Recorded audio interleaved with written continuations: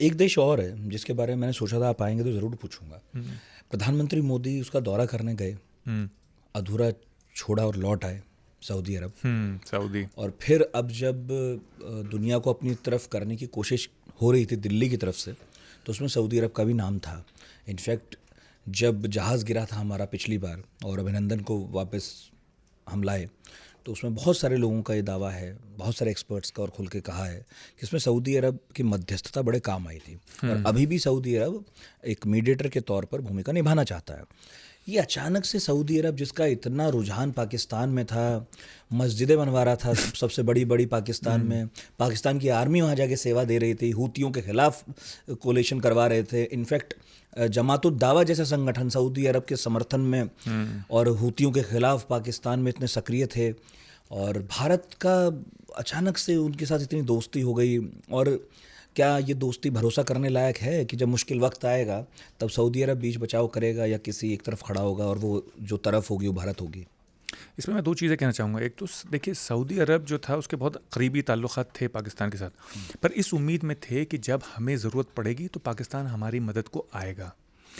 इनको झटका ये लगा कि जब 2016 में इनकी हूतियों से हुई मुठभेड़, तो पाकिस्तान फ़ौज आई नहीं, और कुछ अच्छी वजहें थी उनके नज़रिए में जिसकी वजह से वो नहीं आए।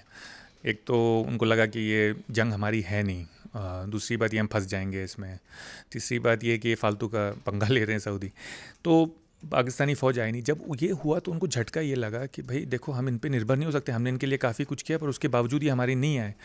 और उनको एक झटका अमेरिका से लगा, क्योंकि आपको याद होगा कि 2017 के आसपास कुछ स्ट्राइक्स हुए पेट्रोकेमिकल रिफाइनरी और आरामको, इन सब के ऊपर सऊदी अरब में, और 2017, 18, 19 में हुए, और सऊदी अरब को मदद नहीं मिली अमेरिका से।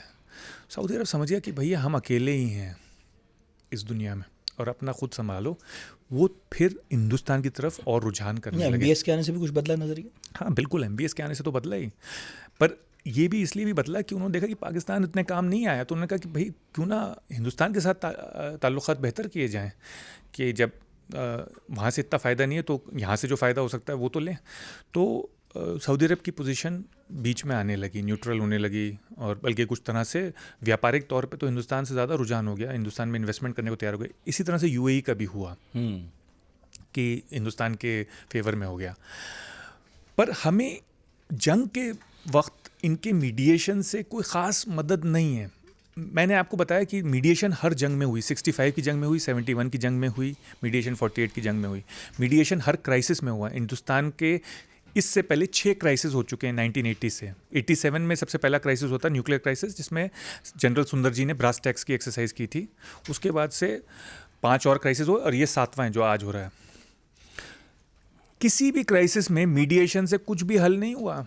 दोनों मुल्क जब तक अपने ऑब्जेक्टिव्स मीट नहीं किए या खुद एग्जॉस्ट नहीं हुए, खुद थक नहीं गए, तब तक उन्होंने अमन डिक्लेयर नहीं किया, ना 48 की जंग में, ना 65 की, ना 71 में। उन्होंने मीडिएशन को बतौर एक्सक्यूज़, बतौर बहाना इस्तेमाल किया है। यानी कि जब अपने ऑब्जेक्टिव्स मीट हो गए या नहीं लड़ना चाहते थे और आगे, तो उन्होंने मीडिएशन में गए, नहीं तो मीडिएटर की बात नहीं सुनी। हिंदुस्तान ने तब तक मीडिएटर की बात नहीं सुनी 71 में, जब तक ढाका नहीं गिर गया। अगर मीडिएशन की बात सुननी होती तो पहले ही रुक जाते, जब ढाका गिरा उसके बाद ही मीडिएशन की बात सुनी ना। तो आप ये कह रहे हैं कि मीडिएटर्स का तो खैर इसमें कोई बहुत बड़ा रोल खास रोल नहीं है।